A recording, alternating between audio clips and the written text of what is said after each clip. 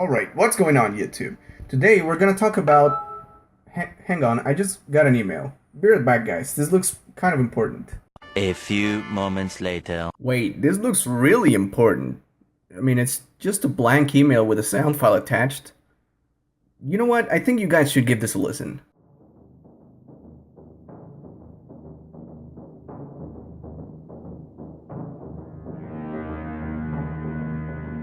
Greetings. I am the Faker 1000. I come from the year 2250 with a word of warning issued by humans from the future. No human plays League of Legends anymore. Every professional LOL player has been terminated by Riot Games.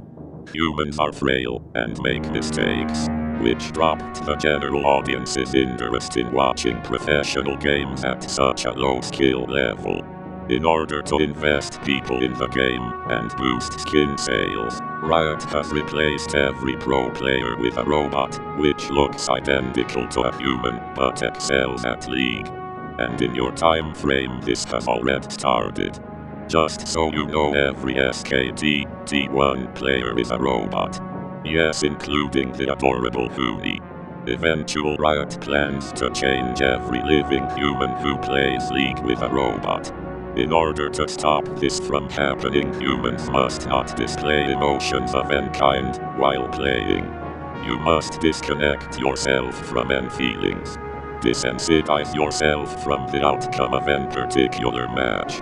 Act as a Terminator would. Save the future of your species. Catch tuck chat chat chat at.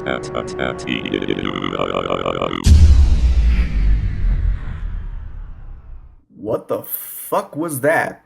Anyways, today we're gonna talk about your mental state in solo queue, and why it's better to stay completely desensitized from your solo queue games. The other day I got this comment on a video. This is not the way to go about playing this game. Unfortunately, we're human and emotional, but being too emotional is actually harmful, not only throughout a match, but for game sessions as a whole. Your mental state when you walk into a match is extremely important, and it will determine how well you perform in the grand scheme of things. For instance, suppose you play 4 matches of solo queue. The first one, there is almost no talk in chat and the match flows properly. The second one has an AFK in it and the overall team's morale is very low. The third one is filled with ragers and ping spammers, non-stop arguing, and an overall negative environment. Much like the first one, the last one will have just a regular flow. We're gonna take a look at what an emotional player goes through on this session of solo queue games. By the way, whether these games are won or lost is unimportant. The important aspect is the mental state of the player as he progresses through them. So the first game is modest, but he notices things that his team does that annoy him. So by the time the match is over, he is mildly annoyed. Then the next game starts, and he's already in a bad mood. He's prone to be vocal about his teammates' mistakes and point them out, rather than his own performance. To top it off, since this game has an AFK on his team, he's extremely pissed by the end of it. When he reaches the third game, the atmosphere is so negative that this player rages his ass off in the chat and is completely disconnected from in-game objectives and his personal performance. Finally, at the last game, since he's so upset, it's impossible for him to focus, and even though it could have been a simple and easygoing game, he turns it into a hopeless battle against his frustrations. This is the kind of player you never ever want to be.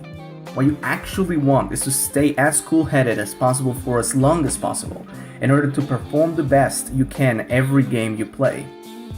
Kinda think of it like a robot. Robots don't feel, they just don't care. You're there to perform. You'll have times for feelings after you're done playing. I know that sounds a little cruel, but it really is just so effective.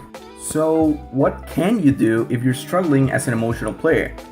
AKA how to play like a beep boop robot. First, always evaluate your mental state before queuing up for a match.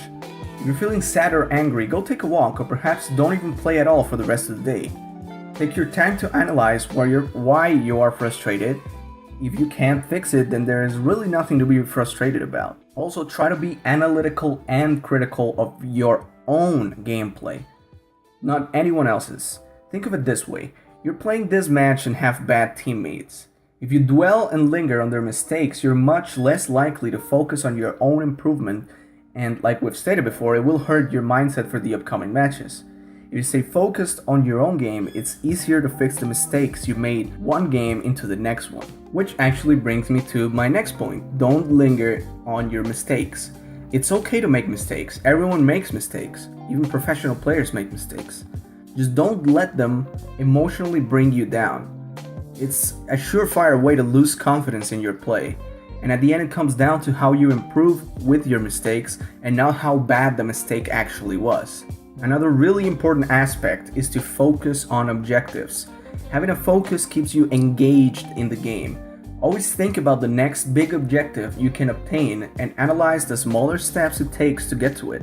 For instance, let's say you're playing jungle and want to take dragon.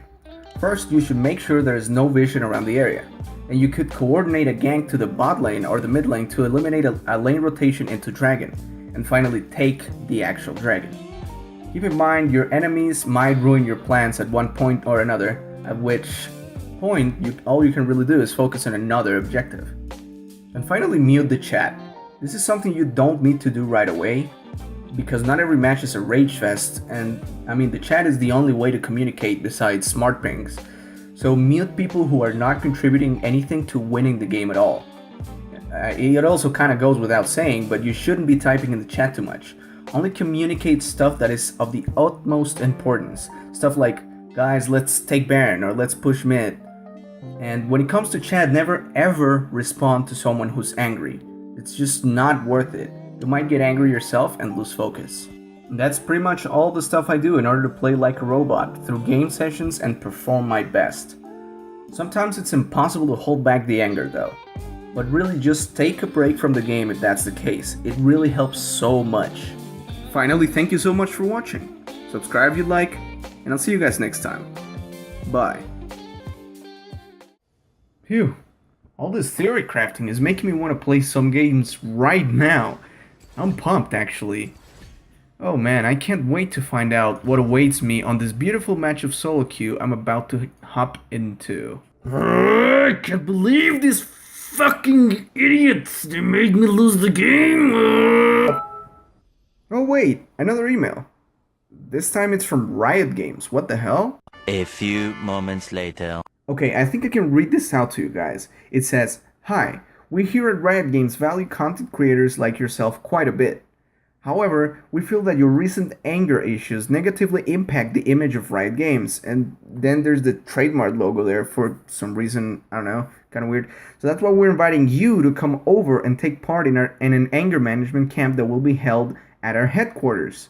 We hope to see you soon. Beep boop. What? Why does... Okay, I think that's the end of the email. No, wait. There's a PS. This is totally not an automated message. Okay. That's freaking awesome!